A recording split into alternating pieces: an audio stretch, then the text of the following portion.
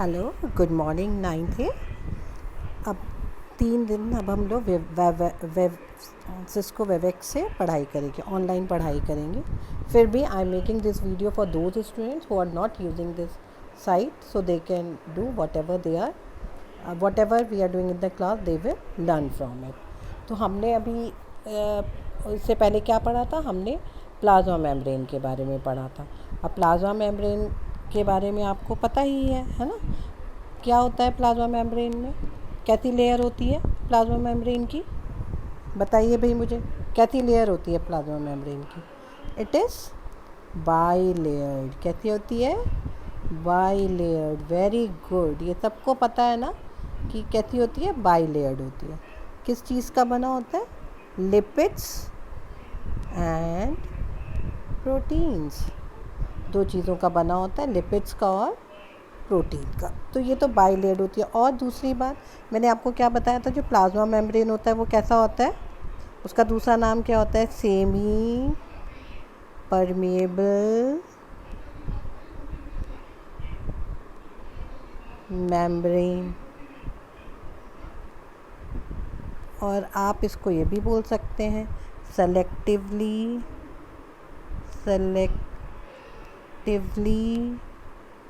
Permeable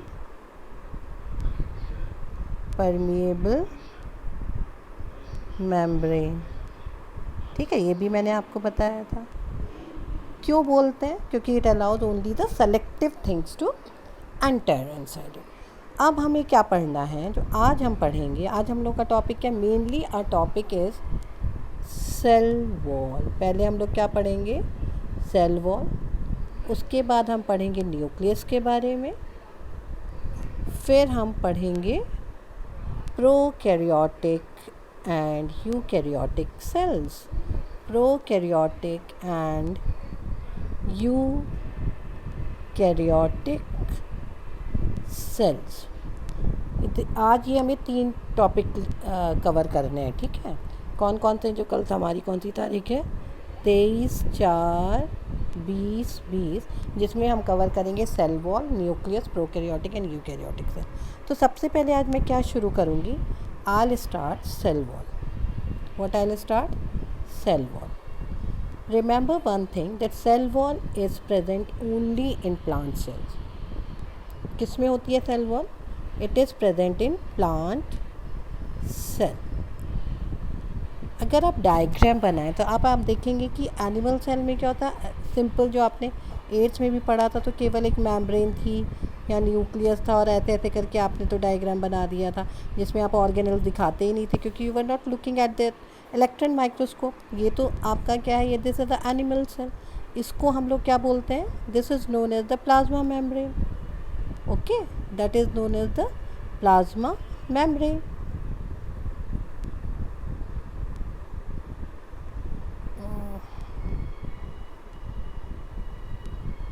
इसको हम लोग बोलते हैं plasma membrane. It allows only the selective particles to enter.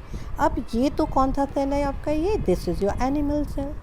भाई देखो, एनिमल सेल में ऐसा क्यों होता है कि केवल प्लाज्मा मेम्ब्रेन होता है?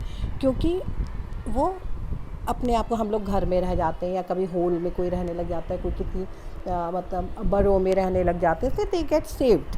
But in case of plants का अगर आप सेल देखेंगे तो उसमें क्या होता है? ऐसे करके, मैंने आपको ये चीज़ फिर बताई थी, फिर से मैं बता देती हूँ। दिस इज़ योर सेल, और एक लेयर ये होती है इसमें, this is the second layer, and this is the third layer present in the cell.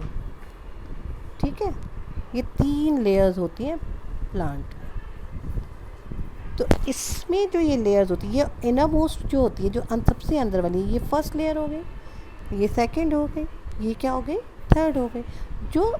ये जो थर्ड वाली लेयर है, दिस इज़ प्लाज्मा मेम्ब्रेन। ये बाहर वाली जो है, दिस इज़ सेल वॉल। इसको हम लोग बोलते हैं सेल वॉल। और ये जो मिडिल लेयर है, इसको हम लोग बोलते हैं मिडिल लैमेला। और ये किस चीज़ की बनी होती है? Mostly it is made up of cellulose. किसका बना होता है cell wall? It is made up of cellulose. अब इसी के ऊपर ना I just show you the video, ठीक है। एक बात याद रखना, प्लांट सेल में सेल वॉल सेल्यूलोज मतलब बनी होती है, हार्ड होती है, सेल्यूलोज की बनी होती है। ऐसे ही फंजाई की बनी होती है, वो काइटिन की बनी होती है। बैक्टीरिया की जो वॉल है वो बनी होती है पेप्टिड डाइक्लोन की बनी होती है। तो दे हैव डिफरेंट लेयर्स, ठीक है। तो ये सब आप ना will just see a video on this कि how they are being made.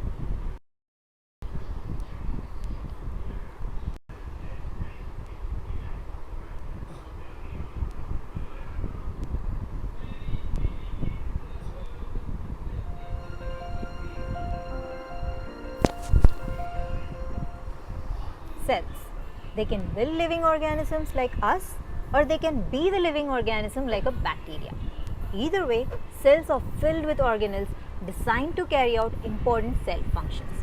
In this session, we are going to look at one of the most important structures of the cell, the cell wall. The first thing you should know about the cell wall is that not all cells have walls. Only certain type of cells like the plant cells, fungal cells and the bacterial cells have a cell wall. I know what you're thinking. Why don't an animal cell have a cell wall? To understand why an animal cell does not have a cell wall, let's understand why a plant cell has one in the first place. Consider this. It's a warm, nice evening and suddenly the weather turns rough. Rain, thunder, lightning. At such times, animals can usually find a shelter to hide, but not plants. They cannot move to take a shelter. They have to stay where they are. In such situations, a delicate cell membrane would simply not give the plant cells enough protection. And that's why plant cells have a cell wall. This rigid outer layer protects the plant cell from the outside environment. Since an animal can easily move to a safe place, animal cells do not require an extra covering of the cell wall outside a cell membrane. The cell membrane is good enough to protect the animal cells from any unforeseen environmental conditions. Now, think about why fungal cells might have a cell wall. Yep, they are also generally stationary, that's why. Then what about bacteria? We all know bacteria move. Well, unlike higher animals like us, the environment in which a bacteria lives is very, very unfavorable. That is why having a cell wall is necessary for them. We know the cells are living, but is the cell wall of cells living? What do you think? I'll help you out. Actually, cell is living, but the cell wall is non-living. This is because it is formed majorly by deposits of some molecules. In some cases, like the plants, the molecules are cellulose. In case of fungal cells, the cell wall is made up of chitin, and in bacterial cells, the wall is made up of peptidoglycan. The cell wall is always present outside the plasma membrane, and it acts like a rigid wall.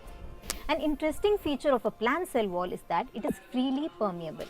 This means that it allows movement of various molecules like the water, gases and minerals quite easily across the layer. From whatever you have seen so far, I am sure you can now tell the functions of a cell wall. We have already discussed that it is a tough layer, so this means that it will provide rigidity and shape to the cells. Since it is freely permeable in plant cells, it allows various substances in solutions to enter and leave the cell without hindrance. Lastly, we also discussed that the cell wall is very essential in providing protection during unfavorable conditions. I am sure today has been an interesting session with all the facts that you learnt about the cell wall. Here is a quick recap of what we covered today. Plant, fungal and bacterial cells have a cell wall. Animals don't have a cell wall because they can move. The cell wall in plants is majorly composed of cellulose. In fungi, the cell wall is made up of chitin. In bacteria, the cell wall is made up of peptidoglycan. The cell wall is rigid and freely permeable in plants. It is the non-living part of a cell. Cell wall provides protection, shape. So this is regarding this cell wall. One more I'll show you. That's cell wall. It is equally good.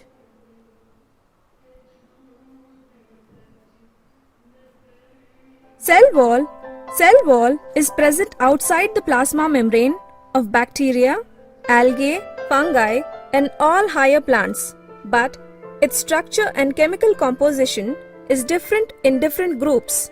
Carbohydrates are the major components of the cell wall. The type of carbohydrate present in the cell wall of each of these groups is different.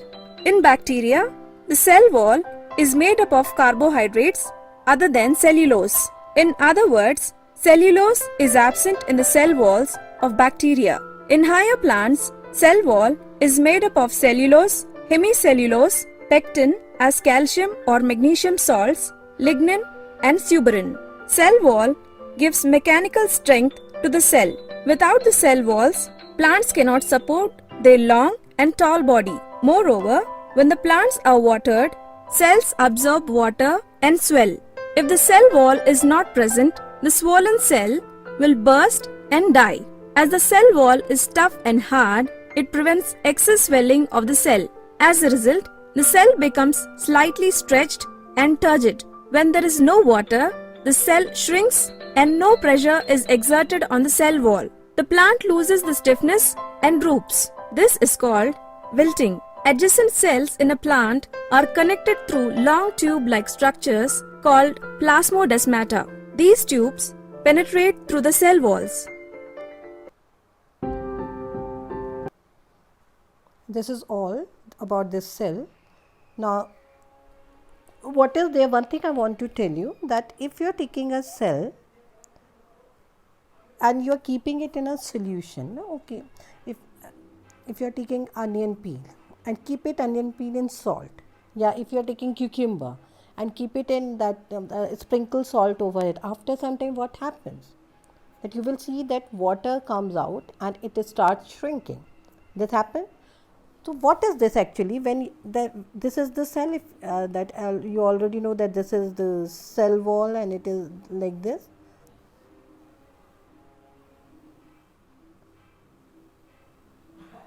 This is the cell wall, okay, 3-layered cell wall. Now what happens when you put it in the higher concentration, like in salt solution? When you are keeping a cell in salt solution, what will happen? That everything, the cytoplasm, everything, it will shrink. Okay, what will shrink? The cytoplasm will shrink. Cytoplasm will shrink. And this shrinking of cytoplasm is known as plasmolysis. Okay, this is known as plasmolysis. If you keep gram in water, and this is known as imbibition. Yeah, you can say hypertonic solution like this. Okay, so this is all regarding cell wall. Now next, what you are going to study? You are going to study about nucleus. That if this is a structure of I am just making a structure of a animal cell. What is present over here? The century place nucleus is here, and this nucleus is having one more layer, and they are having pores. Yeah, what are they? These are nuclear pores. When we are talking about the nucleus is composed of 4 parts. What are they? First is nuclear pore. ये जो circle आपने देखा, this is second is nuclear membrane. What we call it? Nuclear membrane. देखो मेरे पास pen नहीं है ना, मेरी राइटिंग इसलिए अच्छी नहीं आ रही बेटा. यहाँ पे inside that nucleus you will find a black dot, which is known as, that is, you can say, the third part, which we call it as nucleoplasm.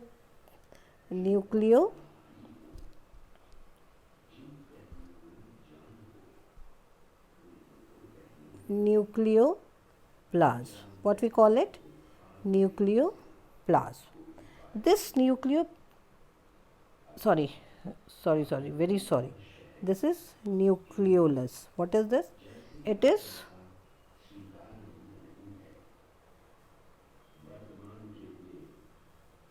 nucleolus.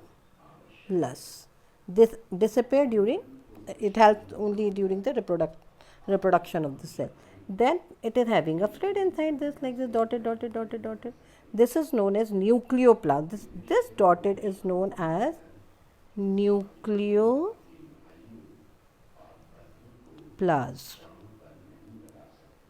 Okay, and they are having this thread like structure, which I'll make with a different color, then you will come to know these different colors, the thread like structure, which are known as they are small and all that, we call it as chromatids.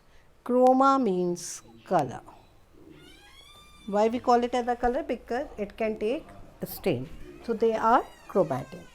Okay, so these are the four main parts. From there, these structures come out like ribosomes. You will see in the electron microscope that these structures are coming out of that. Actually, they are endoplasmic reticulum. They can be smooth or they can be rough. They arise from it. So this is about nucleus. Now again, we will just watch a video related with this.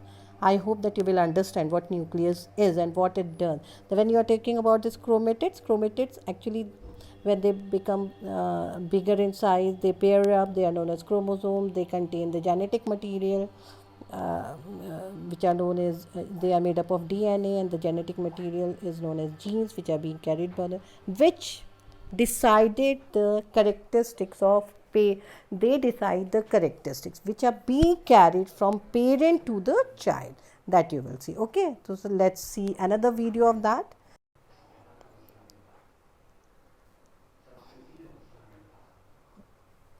So very good. I've searched that.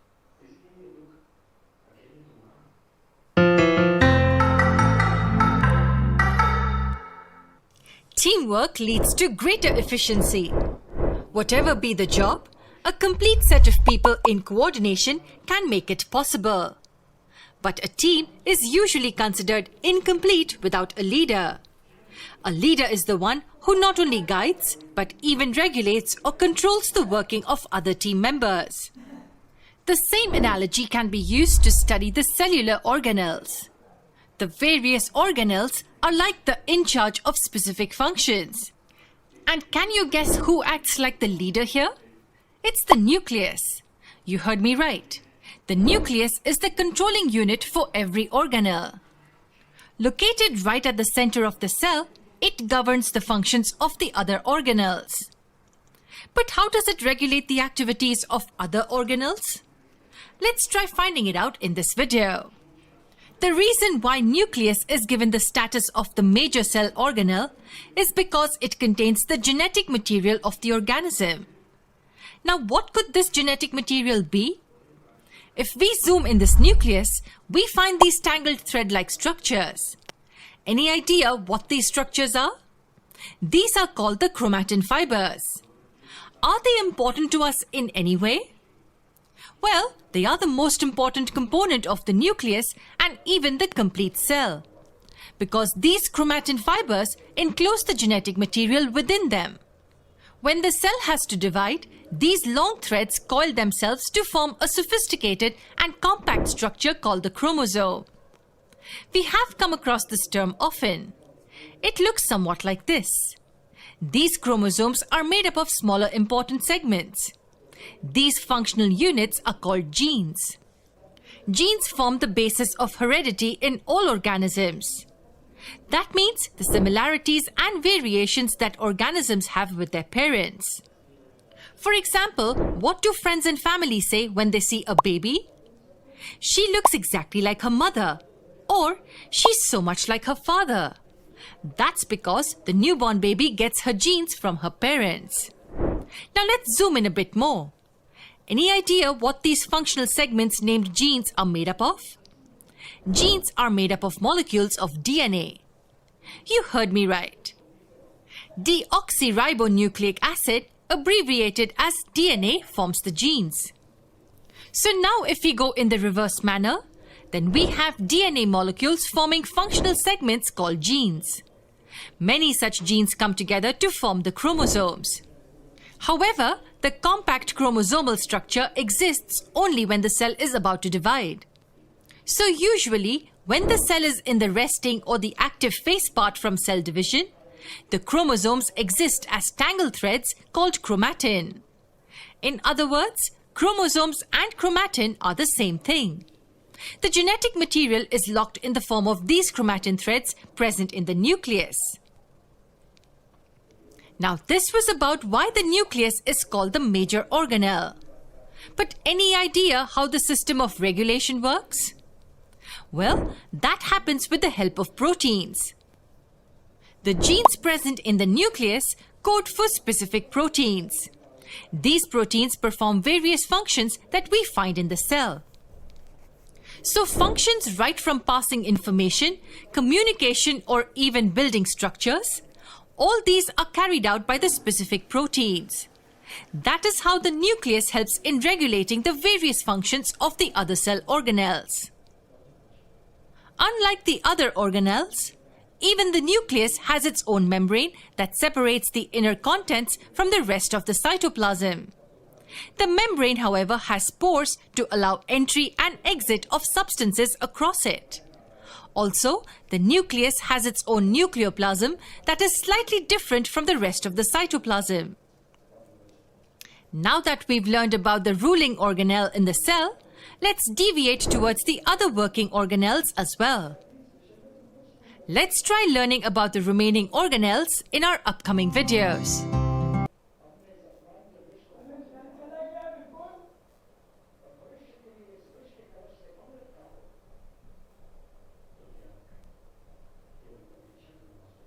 One more video is there, that is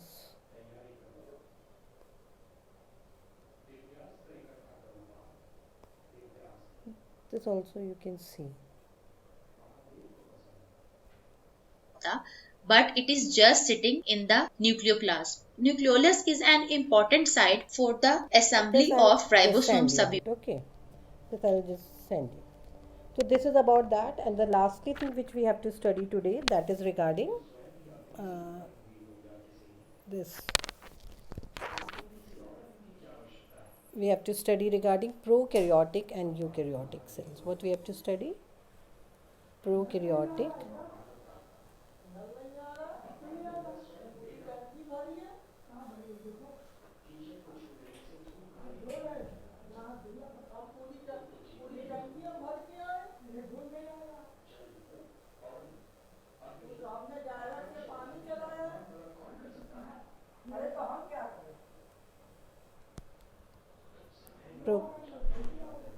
prokaryotic and eukaryotic cells. Pro means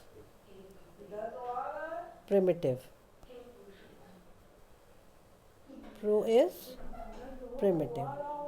Or U means true. What is U mean? It is true. Karyo means cardinal, or you can also call this as nucleus. Okay, so if you are talking about prokaryotic, that we say that like if you are looking at bacteria, that nucleus is not well defined. Okay, that we don't call it as nucleus. Over there we call it as nucleoid. Okay, we call it as nucleoid. But in case of this, they have well defined nucleus and all that. So for that also I am showing one video. It will make it more clear to you that how you can do that, differentiate between that.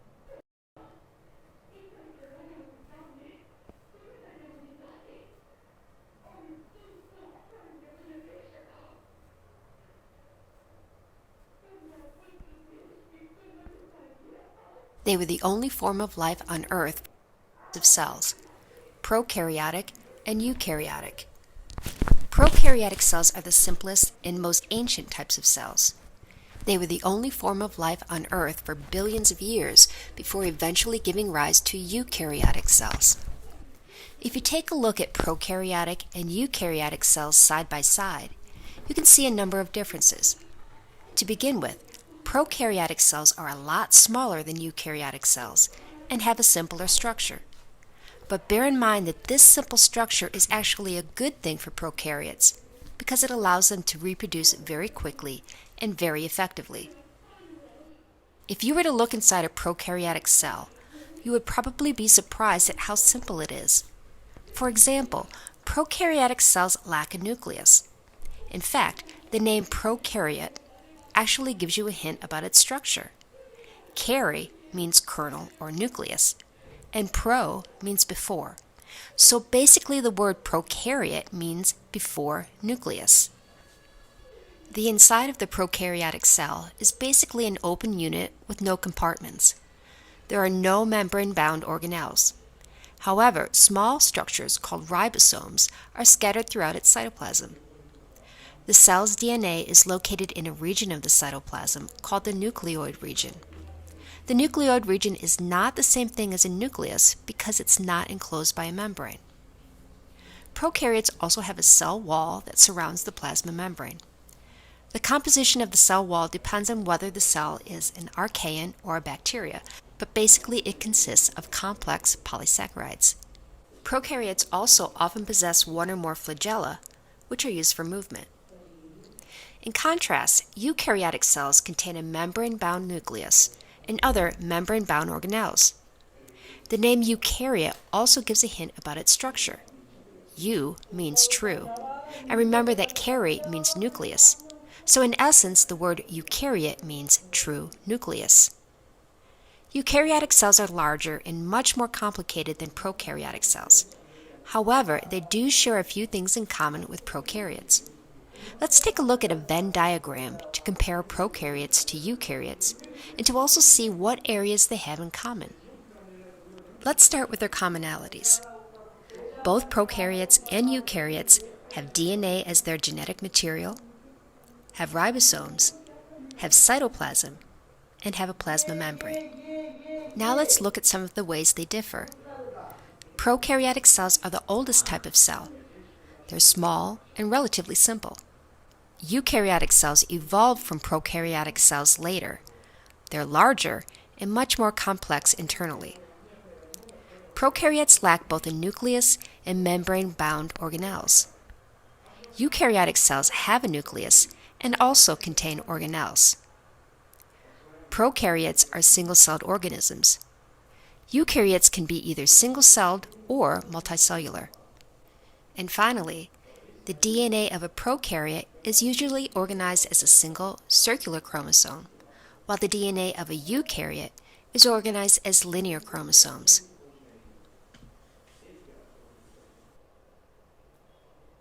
This is one of these videos. One more video is there regarding this, and that is much better about this prokaryotic and eukaryotic cell.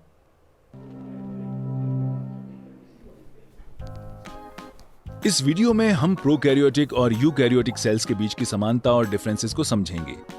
सभी sales या तो prokaryotic या eukaryotic होती हैं। Prokaryotic cells वाले organisms को prokaryotes और eukaryotic cells वाले ऑर्गेनिजम्स को यूकैरियोट्स कहते हैं। बैक्टीरिया और आर्किया प्रोकैरियोट्स हैं, जबकि पेड़ पौधे, जानवर, फंजाई और अन्य सभी ऑर्गेनिजम्स यूकैरियोट्स हैं। अगर जेनेटिक मटेरियल एक न्यूक्लियर एनवेलप में बंद होता है तो ये एक डेफिनेट न्यूक्लियस बनाता है। इस तरह की सेल्स यूकैरियोटिक सेल्स होती हैं।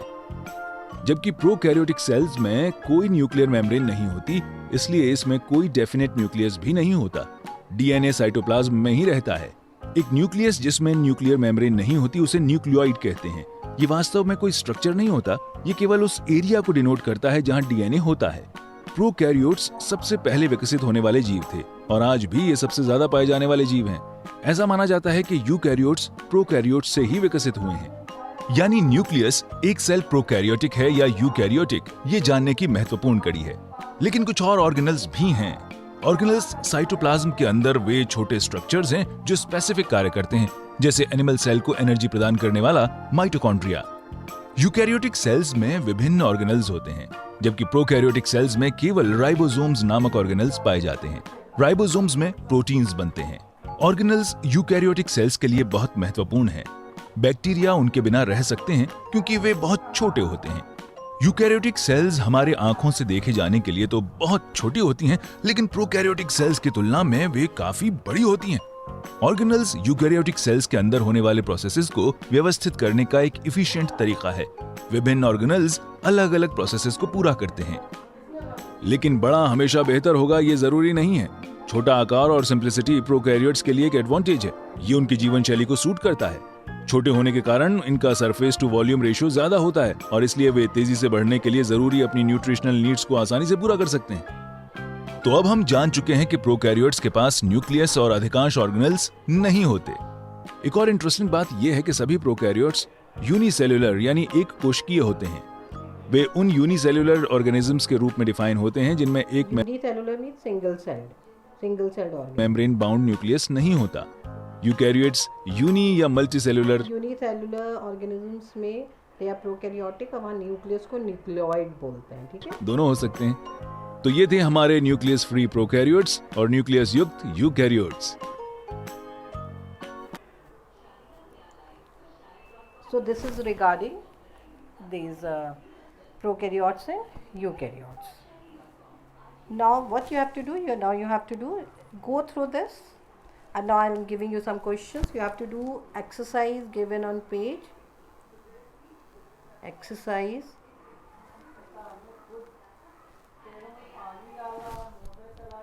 63.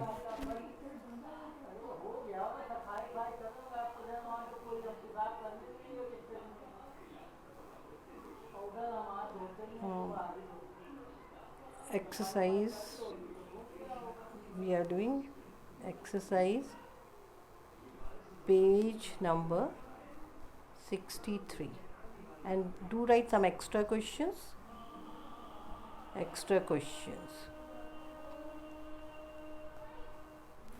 First is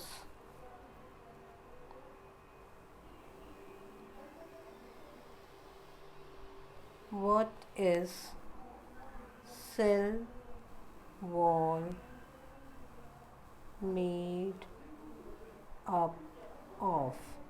Question number 2, what is cell wall made up of? Name the cell wall of bacteria. Third question,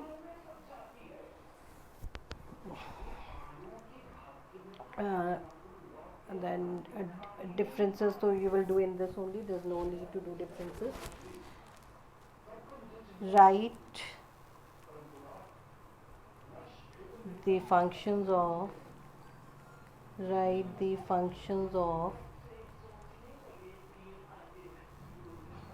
nucleolus, chromatins,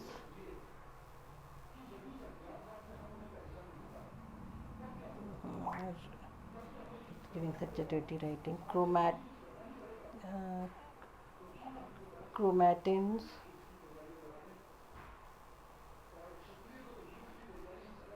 clear all. Then third one is that nucleoplasm, and you have to write the function of nuclear pores. The next question is, I think it is fourth question, draw the diagram of nucleus. Then fifth is, what is the full form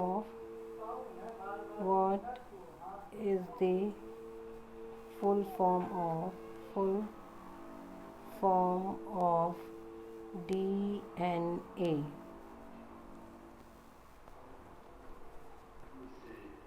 DNA is a type of dash. Now question number 7.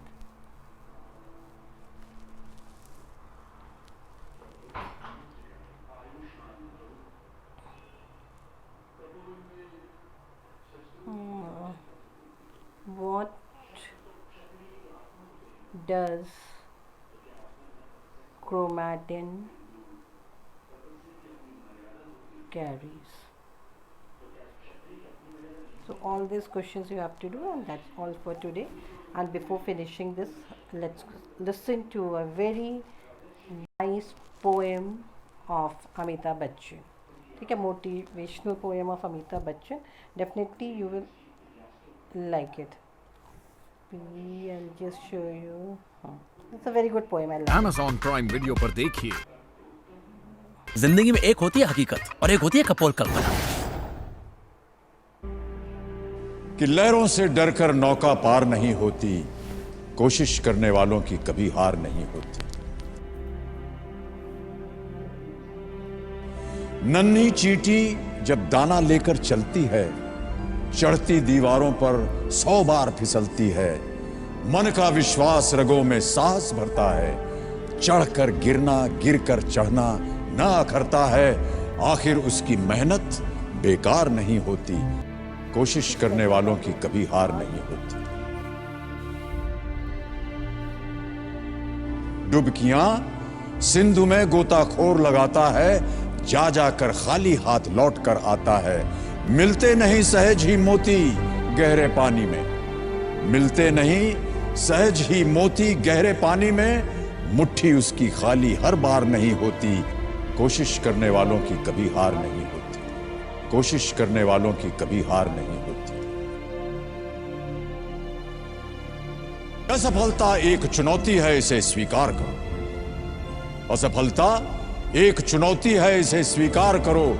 क्या कमी रह गई देखो और सुधार करो। जब तक न सफल हो नींद चैन को त्यागो तुम, जब तक न सफल हो नींद चैन को त्यागो तुम। संघर्ष का मैदान छोड़कर मत भागो तुम, कुछ किए बिना ही जय जयकार नहीं होती, कोशिश करने वालों की कभी हार नहीं होती। So this is all about this poem and all that, and definitely I feel that you will love it, what we did.